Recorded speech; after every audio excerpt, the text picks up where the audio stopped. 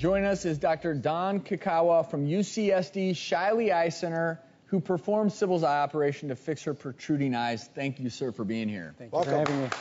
So other than Sybil, who is the right candidate for this type of surgery? Well, years ago when this operation was described, it was considered very risky, as I'm sure you can understand that. And many patients were told, don't do anything, live with the condition. But in certain cases, patients that are severely disfigured, they don't look like themselves, they have shunned activity within their social circle because they can't go out. Another reason would be the pain and pressure that people feel from the eyes bulging out. So it is twofold. It's cosmetic, obviously, with that bulging look, but also there are symptoms with all that buildup of pressure, extra tissue, and back of the globe. Right. The tissue buildup here occurs in the muscles and the soft tissue. It pushes the eye out. So yes, that does cause discomfort. People need to know this at home. Your eye bulging is just one of the symptoms of Graves' disease. Other symptoms you might have: anxiety, irritability, a difficult time sleeping, a lot of times an irregular and rapid heartbeat, as well as increased perspiration, and then the protruding eyes that we're talking about. Right, we know that we don't know exactly why, but that extra thyroid hormone circulating in the body has a direct effect on the eyes, and I want you to check this out, exactly what's going on. The thyroid gland, the so-called master gland, is producing too much thyroid hormone, and it has a direct effect, as you said, on the soft tissue structures in and around the globe. It causes the muscle soft tissue structures to enlarge, and in turn, that bulging look. The actual cause is thought to be the immune system nowadays. And it's kind of called a thyroid eye disease, but it's somewhat of a misnomer. The immune system independently attacks the thyroid gland and the eyes and causes the eyes to bulge. So in that model there, literally the eye bulges out. And some people have the thyroid gland removed, but yet the eyes can still have problems. So we know it's the immune system that's doing the underlying problem. Sybil had this surgery with Dr. Kikawa just 5 weeks ago. She's already had some improvement in her eyes. Everyone excited to see Sybil's new results? Yes!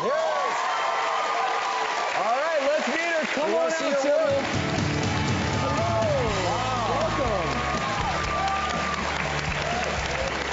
Welcome. You know this guy. Hi. Nice work. Have a seat right here. So I want everyone once again to look at you before, and let's compare to now, after the surgery.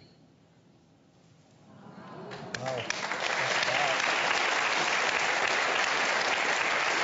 Big difference. And how are you feeling? Actually great. It's just wonderful. I don't have any more pressure behind my eyes. I don't feel I have to use effort to keep my eyes closed. I can just relax. What's also very nice is I don't have kids pointing at me and telling me I have, Bug eyes. Yes.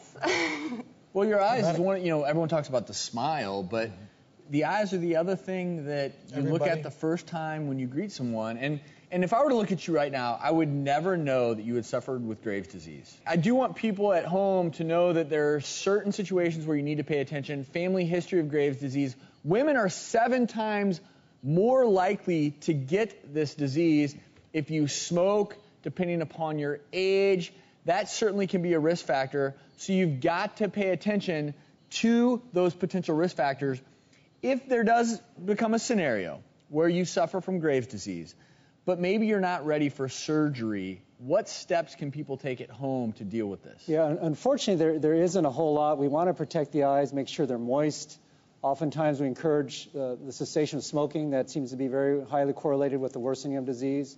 We ask them to use artificial tears to lubricate the eye, elevate the head of the bed, use ice packs, but more importantly, just check with your ophthalmologist and just make sure you're not developing the life-threatening, vision-threatening problems that you can get with this problem. And one thing about the gender predisposition, women are more prone to getting it, but when men get it, they usually get it worse than women. So that's important to know. So certainly something that can affect all of us. Thank you, Dr. Kikawa. Thank you so much for joining us. You look fantastic.